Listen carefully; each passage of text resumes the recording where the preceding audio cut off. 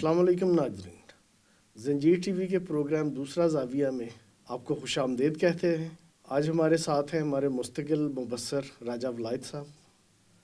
हम इनसे पूछेंगे पीडीएम के मुतल्लक। हुकूमती तर्जुमान आजकल मीडिया पे ये प्रोपेगेंडा कर रहे हैं कि पीडीएम ख़त्म हो चुकी है।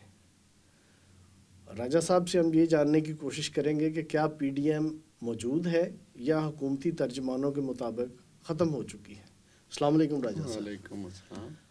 राजा साहब, हुकूमती तर्जुमान तो ये कह रहे हैं कि पीडीएम का अब कोई वजूद नहीं रहा। आप इस बारे में क्या कहते हैं? कोई भी मूवमेंट है शुरू होती है तो उसके कुछ ऑब्जेक्टिव होते हैं।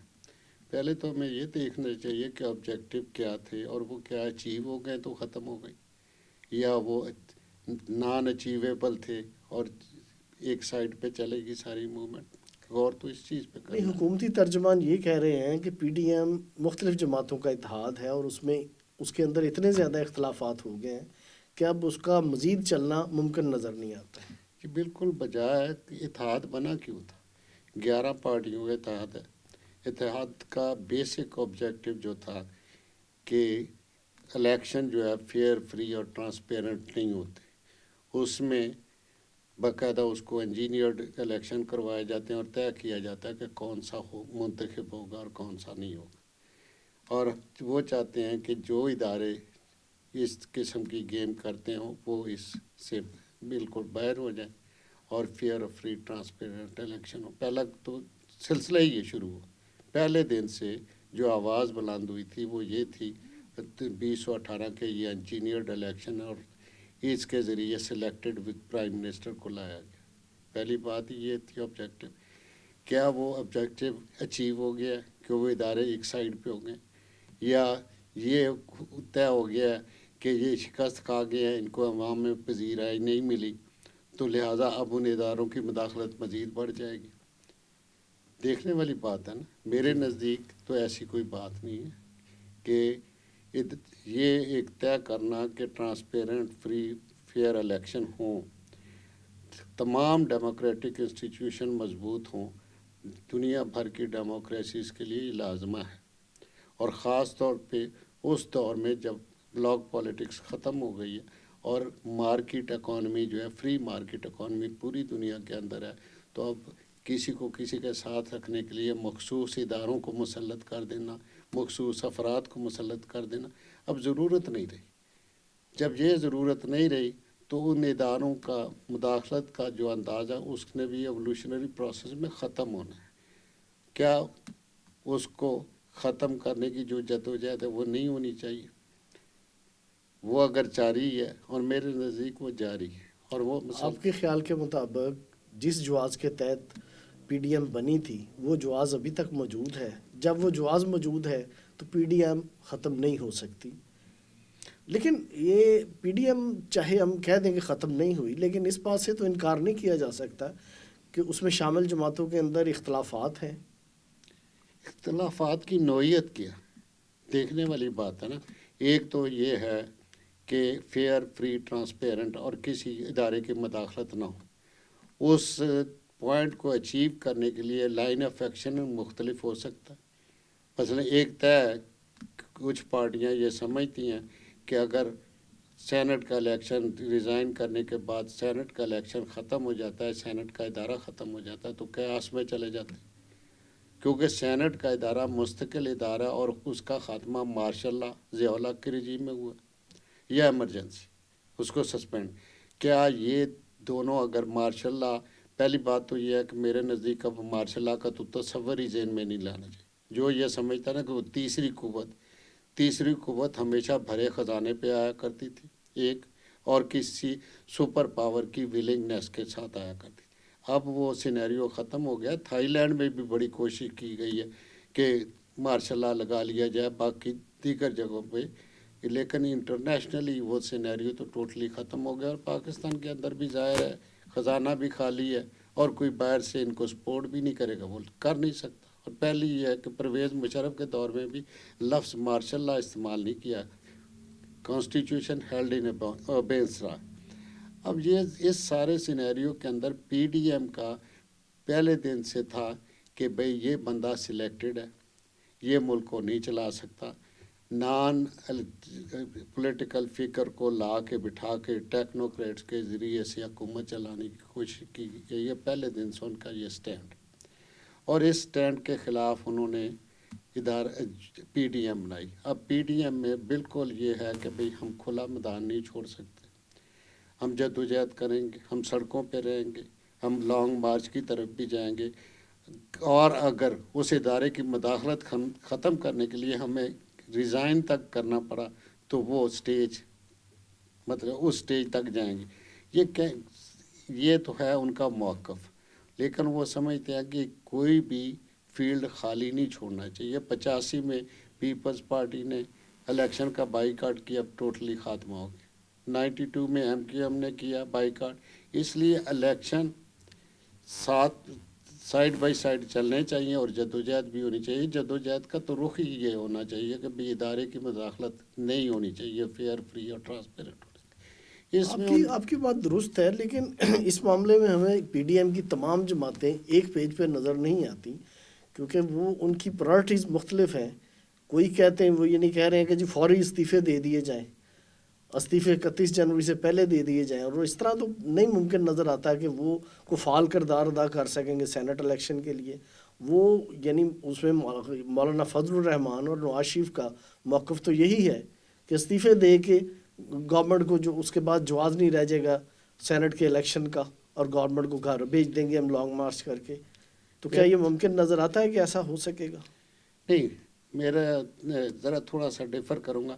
پیپلز پارٹی نے تو کلیئر کٹ یہ سٹانس جو ہے اپنا لی ہے کہ بھی الیکشن بھی لڑیں گے، سینٹ کو بھی قائم رکھیں گے، ایمرجنسی بھی نہیں لگنے دیں گے، کاس اس سٹیج تک نہیں لے جائیں گے کہ کوئی اور فائدہ اٹھانے کی. اگر آج وہ ختم ہو جاتی ہے سینٹ، کل یہ ایمرجنسی یا دوسری کوئی صورت حال ہوتی ہے، نہ این ایف سی ایوارڈ رہتا ہے، نہ ڈیولوشن پلان رہتا ہے، نہ 18th امینڈمنٹ رہتی. یہ اس حد تک تو جانے کے لیے نہ میاں نواز شریف تیار ہوگا، نہ پاکستان پیپلز پارٹی تیار ہوگی. میرے نزدیک تو جمعیت علماء اسلام بھی اس حد تک نہیں. ٹارگٹ کیا؟ ٹارگٹ ہے اداروں کی مداخلت ختم کرنا، نہ کہ ان کی مداخلت کو بڑھا دینا. ایمرجنسی کی صورت میں کس کی مداخلت بڑھتی؟ کیوس کی صورت میں بائی فورس اگر لا اینڈ آرڈر مینٹین کیا جاتا ہے تو کس کی طاقت بڑھتی؟ تو محمود اچکزئی ہیں، کیا وہ چاہیں گے کہ کسی ادارے کے پاس چلا جاؤ اور میں فیورٹ ہو جاؤں؟ عوامی نیشنل پارٹی ہے، اس کا سٹانس. یہ ایک دو پارٹیاں، اگر پارٹی کے سٹرکچر دیکھیں تو مجھے تو نظر نہیں آتا کہ ان کے اختلافات ہو. سوچ میں، سمجھ میں، ایک جذباتی پن میں ایک سٹیپ فارورڈ لیا، کوئی تھوڑا سا وزڈم پریویل کیا کہ نہیں یار اس میں کاس کریٹ ہوگا اور فائدہ کوئی اور اٹھائے گا. اس سے بچنے کے لیے ہمیں یہ راستہ اختیار کرنا ہے. میرے نزدیک تو یہ نہیں، یہ بلاول نے جو بے نظیر بھٹو کی برسی کے بعد پریس کانفرنس کی اپنی سینٹرل ایگزیکٹو کمیٹی کے اجلاس کے فیصلوں کی روشنی میں، اس کے متعلق عام لوگوں کا یہ خیال ہے کہ وہ بٹرے کیا انہوں نے. جو پہلے امید دلائی ہے پی ڈی ایم کے لیڈرشپ کو کہ ہم استعفے دے دیں گے، اب وہ ایک قدم پیچھے ہٹ گئے ہیں، اور اسے بعض لوگ کہہ رہے ہیں کہ یہ دھوکہ دیا ہے اور موقع پرستی دکھائی ہے. پی ڈی ایم کا فیصلہ کیا تھا؟ 31 دسمبر تک تمام استعفے اپنے اپنے پارٹی ہیڈ کے پاس جمع ہو. وہ کہتا ہے جی سی اس کو انڈورس کرتی اور استعفے میرے پاس پہنچ گئے. نیکسٹ تاکہ 31 تک سلیکٹڈ پرائم منسٹر ریزائن کرے.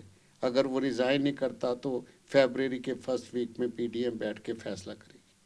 انہوں نے اس کو بھی انڈورس کیا. بٹریل کہاں کی؟ صرف وضاحت کی ہے کہ اگر ہم بائی الیکشن جو ہیں وہ کرتے ہیں اور سینٹ کے الیکشن میں پارلیمنٹ کے اندر، تو ہم کسی میدان کو کھلا چھوڑنے کے لیے تیار نہیں ہیں. سائڈ بائی سائڈ وہ چلے گا سلسلہ.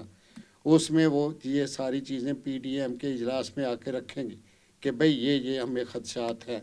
این ایف سی ایوارڈ ختم ہوتا ہے، 18th امینڈمنٹ ختم ہوتی ہے، اگر ایمرجنسی ڈکلیئر ہوتی ہے، اگر کیوس کریٹ ہوتا ہے تو اس میں فائدہ کون اٹھاتا ہے؟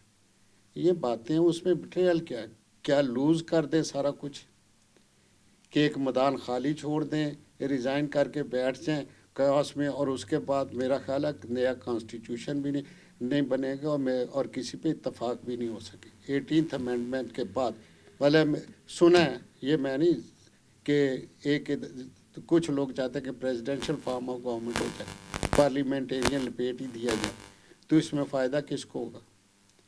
وہ موقف رکھنے والے کہ پریزیڈینشل فارم, پھر یہ ڈیبیٹس ہو جائیں گی نا, تو اس میں کون کھوئے گا کون پائے گا مجھے نہیں سمجھ آتی. مجھے تو ایک بات سمجھ آتی ہے کہ اس ادارے کی کسی ایک ادارے کی بھی اگر مداخلت ختم ہو جاتی تو عمران خان کا کہنا ہے کہ موروثی سیاست, موروثی سیاست وہ خاندان وہ ادارہ ہی طے کرتا ہے فلاں ابن فلاں ابن فلاں ابن فلاں منتخب ہو کے, اور ہر ڈسٹرکٹ میں آپ بندے گن لیں, نام لینے کی ضرورت نہیں.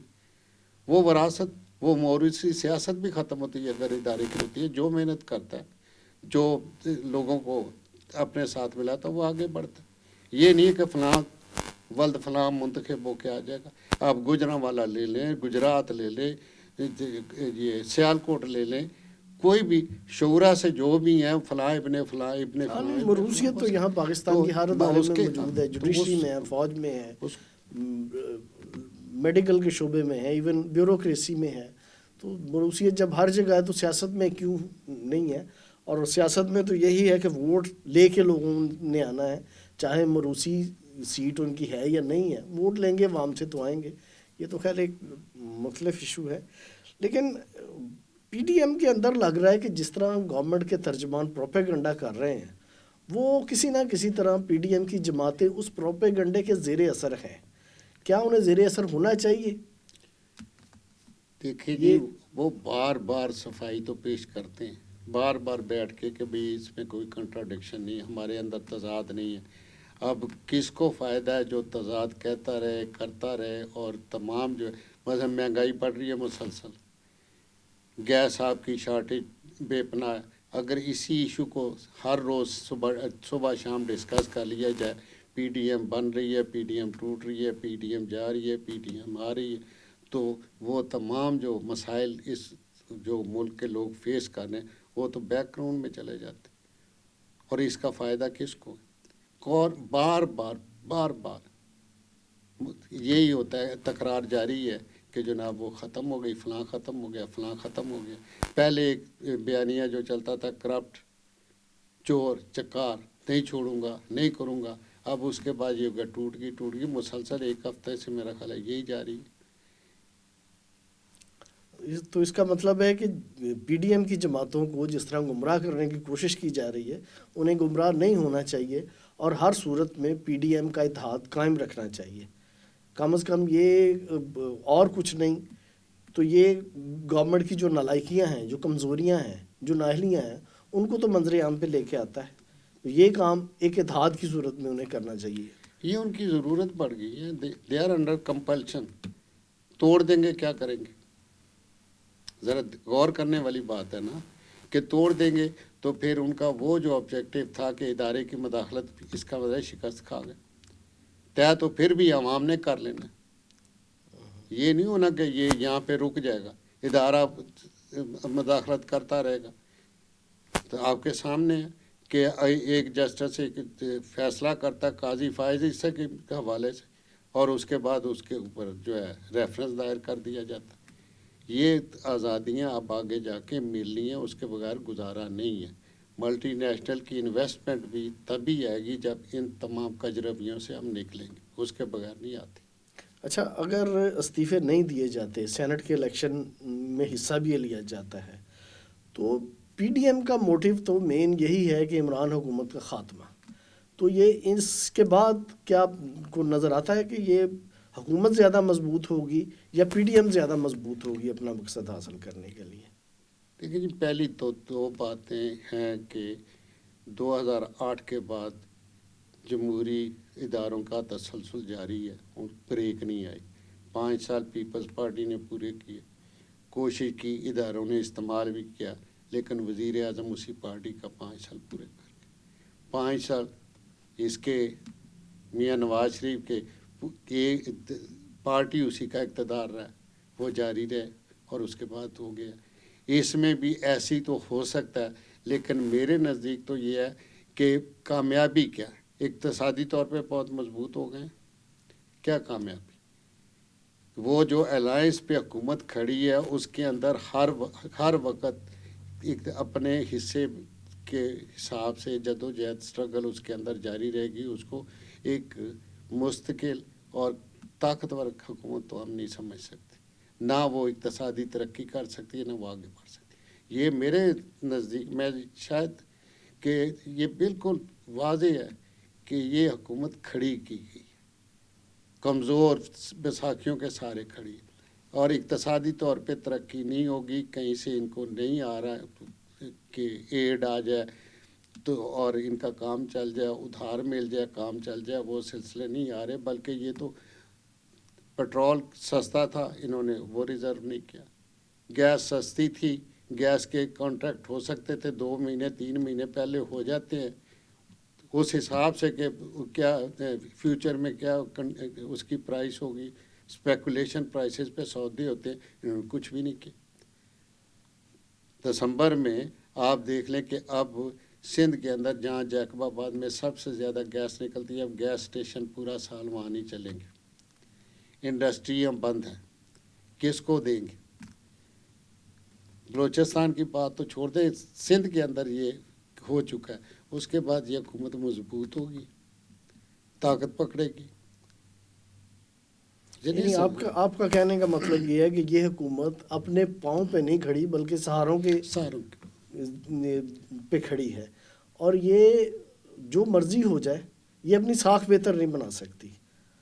گورنمنٹ جو ہے پی ڈی ایم چاہے اسے توڑنے میں کامیاب ہو یا نہ ہو، لیکن گورنمنٹ جو ہے وہ اپنی ساکھ نہیں بہتر بنا سکتی، اور پی ڈی ایم کو اس کی ساکھ جو ہے اس کو مزید خراب کرنے کے لیے اپنا پروپیگنڈا کرتے رہنا چاہیے اور اتحاد قائم رکھنا چاہیے. ہم بالکل کہ یہ ایک چیز بڑی واضح ہے کہ یہ موجودہ گورنمنٹ کسی نظریے پہ قائم نہیں ہے. کوئی ان کا وہ نہیں ہے کہ پولیٹیکل بیک گراؤنڈ ہے. یہ وہ لوگ ہیں جو مختلف پارٹیوں سے اکٹھے کیے گئے ہیں. ٹیکنوکریٹس کی حکومت بنائی گئی، الیکٹڈ کو باہر رکھا گیا.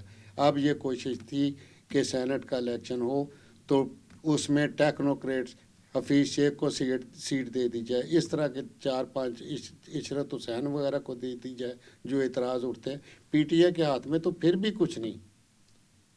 میرے نزدیک میں جو سوچتا ہوں کہ اگر الیکشن ہوتے بھی ہیں تو وہاں پہ بھی اس وقت کتنے منسٹر ہیں پاورفل منسٹر، وہ کون سی پارٹیوں سے، وہ کیسے یہاں لائے گئے ہیں؟ ٹیکنوکریٹ ہی کر رہے ہیں نا. تو اس سے تو بالکل ظاہر ہوتا ہے کہ پی ٹی آئی کے کوئی پولیٹیکل پارٹی، کوئی پولیٹیکل پروگرام، کوئی ویژن لے کے نہیں، بلکہ ایک ہی ویژن ہے، کھا گئے پی گئے لوٹ گئے، کرپشن. اس کے علاوہ اور کوئی نئی تبدیلی وہ ایک، اس کے علاوہ اور کوئی چیز نہیں ہے. پی ڈی ایم رہتی ہے نہیں رہتی؟ میرے نزدیک تو رہے گی. 4 پارٹیوں پہ رہ جائے، 5 پارٹیوں پہ رہ جائے، لیکن مجھے یہ بتا دیں کہ یہ 11 پارٹیوں میں سے کون سی پارٹی ٹوٹ کے اس حکومت کا حصہ بن جائے گی، ان کے ساتھ شامل ہو جائے گی، اور اس کو بینیفٹ کیا ملے گا؟ 11 پارٹیاں نا، اس میں سے 2-4 چلو پارٹیاں میں کیا نام لوں، نہ بھی ہو تو کیا حصہ ملے گا جو ٹوٹ کے جائے گی؟ وہ اپنی سیاست ختم کرے گی. اسٹیبلشمنٹ کے سارے چلنا ہے نا، تو نہیں چل سکتے. اسی لیے تو میرا خیال ہے کہ نون لیگ کے اندر جو زور شور چلا ہے، جو کوششیں کی گئی ہیں، وہ بھی کامیاب نہیں ہوئی کہ بھئی جا کے لیں گے کیا. جتنے پی ٹی آئی کے ٹکٹ پہ ہوئے، راجہ ریاض فیصل آباد سے ہوا، اس کو کیا ملے گا؟ وہ دوسرا ایک ریاض فتح اس کو کیا ملے گا؟ ریاض پیرزادہ، ویسے ہی ایک نام لے رہا ہوں کہ یہ ان کو کیا ملے گا؟ حکومت کون کر رہا ہے؟ ندیم بابر وہ کون ہے؟ اس لیے میرے نزدیک تو یہ پی ڈی ایم کی ضرورت بن گئی، necessity under the law of necessity. آپ کی باتوں سے تو یہ ظاہر ہوتا ہے کہ پی ڈی ایم کا مستقبل کچھ ہو نہ ہو، پی ٹی آئی کا کوئی مستقبل نہیں. میرے نزدیک کوئی مستقبل نہیں، کیونکہ یہ مستقبل تو وہی ہے کہ اسٹرگل کر کے ایک دے کے پروگرام. چلو جی 22 سال میں آپ نے کون سی پولیٹیکل اسٹرگل کی ہے اور پولیٹیکل فگر لے کے آئے. پاکستان باہر جو کرکٹ کے شوقین تھے، جو دوست تھے، ان کو آپ نے لا کے رکھ دیا.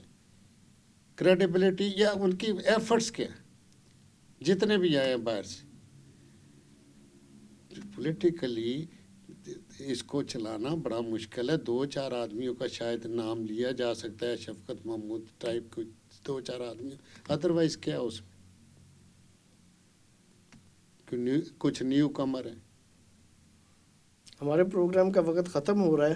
آخر میں ہم آپ یہ بتا دیں کہ کیا پولیٹیکل پارٹیاں یہ کو کسی دوسری طرف دیکھنا چاہیے، کسی غیر سیاسی طاقت کی طرف دیکھنا چاہیے؟ کیا جس طرح پاکستان میں ماضی میں ہو رہا ہے، ایک تجربہ ناکام ہو گیا پی ٹی آئی کا، تو کیا یہ اب دوبارہ دیکھنا چاہیے لوگوں کو، یا اپنے پاؤں پہ کھڑا ہو کے اپنی اسٹرگل کرنی چاہیے اور سیاسی طور پہ مضبوط ہو کے عوام پہ ہی انحصار کرنا چاہیے؟ جی بالکل نہیں دیکھنا چاہیے. اداروں کے ذریعے سے ان پاور آنے کا وقت ہی ختم ہو گیا.